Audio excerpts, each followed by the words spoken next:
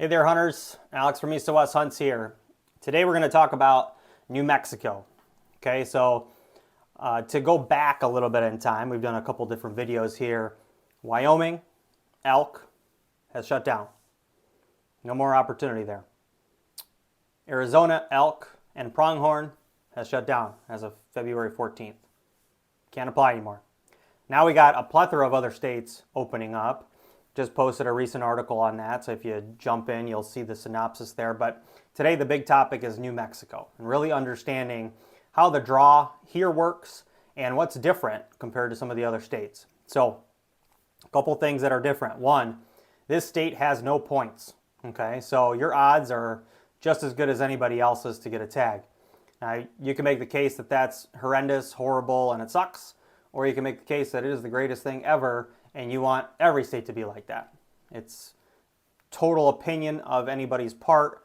However, I would say that you got to get involved with New Mexico because there is a ton of opportunity here. Okay, so here's something that's a little bit different.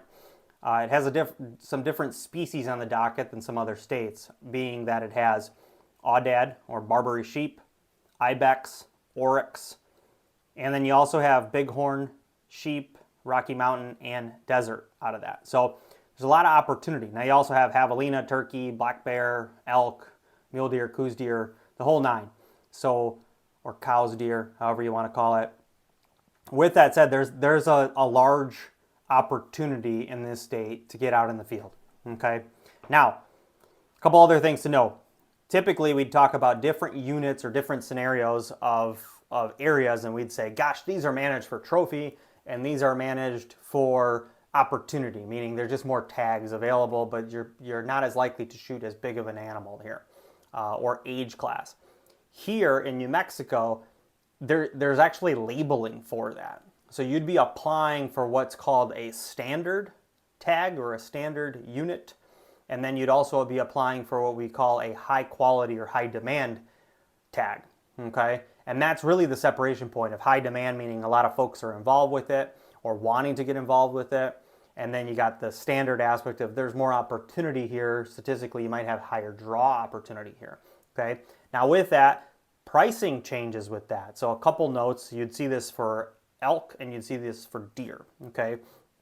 So deer is 283 buckaroos under the standard, or 368 under the high quality or high demand. Okay, now if I look at that, it doesn't really matter whether it's the standard or the high quality.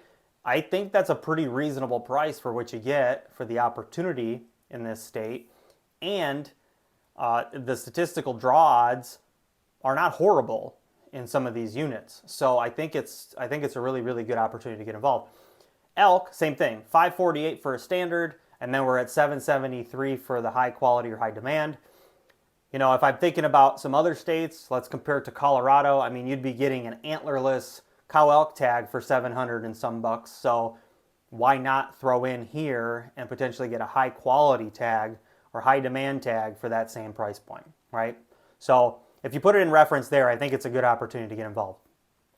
There is a non-refundable purchase of a license that you have to get involved. So, you know, if we're doing applications, I would tell you this, right? So it's 65 bucks is what it shows as the license cost. However, it's really 79. And the reason for that is because there's a habitat stamp that you have to purchase.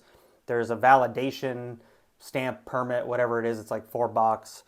Habitat stamp's 10, and then you got the base of 65. So if you put all three together, you got 79. There's no surcharges or taxes or anything like that. It's just flat 79 bucks. Then when you're applying, or we're applying, there's a $20 application fee that's in part with the tag cost. So if I was doing the tag application for a client and it said it's, you know, 283 bucks for a deer tag, it is 283 bucks. However, if you did not draw it, you're only going to get 263 bucks back because 20 bucks of it goes towards that application fee cost. And again, that has nothing to do with service fees for East to West hunts or anything of that nature. This is just, we're talking just the basic aspect of tag application here. Now, also, there is a guided pool. There is a non-guided pool, meaning you're just a non-resident per se, or a resident, and then there's the resident draw. Okay, so here's how this shakes out. We're going to use the number 100 again, as we do in all of these videos. Okay, we got 100 tags in XYZ unit. Out of those 100 tags, 6% or 6 tags would go towards a non-resident opportunity. Then you got 10% of those 100, so 10% would be 10 going to the guided pool, and then you have the remaining 84% going towards residents. Okay, so if you think about it, 16% of tags would go to this, I would say, most likely non-residents. Now again, the guided pool is its own, but if you really think about the opportunity here, 6% could be looked at as bad, or it could be looked as good. I actually would probably go towards good, because there's a lot of non-residents that could be or wanting to be applying with a guide. So I think that does give you a leverage point in opportunity there in a smaller pool to really get a tag.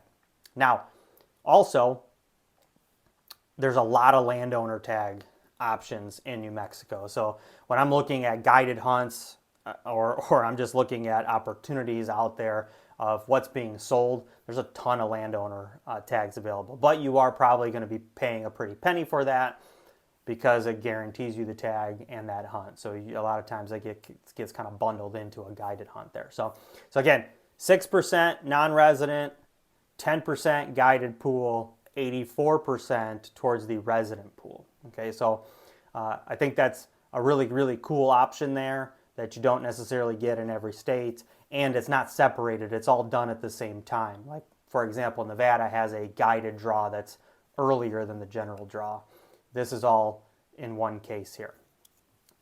Okay, the other thing that I want to make mention is when I'm doing an application, or you would be doing your application, you get basically 4 different entry points for what you want to apply for, right? So you could choose 4 different units. You could pick 4 different seasons in the same unit. However, you cannot pick the same season and the same unit more than once. Okay, so I'll give you an example.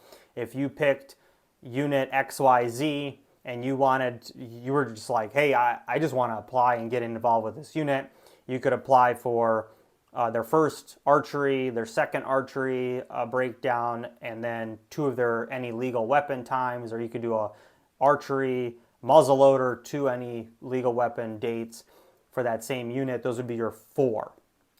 I would only recommend doing the first 3, and the reason is because the 4th would say that you'd be willing to take on any tag that would be left over, including like an antlerless tag. So if you're not interested in an antlerless opportunity or something that's just really just left, then we wouldn't put that. So we really look at the first 3. Now the reason is because, you know, let's say there's 100 people in this pool and you are assigned number 2, so you were the second person to go.